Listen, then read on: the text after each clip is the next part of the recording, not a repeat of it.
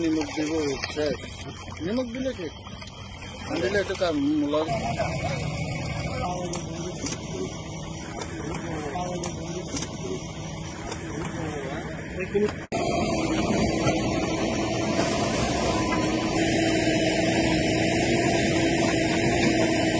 লগালগ আমি চিনাক্ত কৰি থানাত জনালো, তাৰপিছতে ডিছপ'জ কৰি দিছোঁ।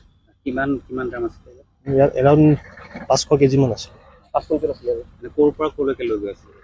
সেইটো শুনামতে নাগালেণ্ড লৈ গৈ আছিলে নেকি? বাছেৰে নিয়াৰ বাছেই, হয়, বলেৰো পিক আপ ভেনেদি লৈ গৈ আছে। শান্তিপুৰ।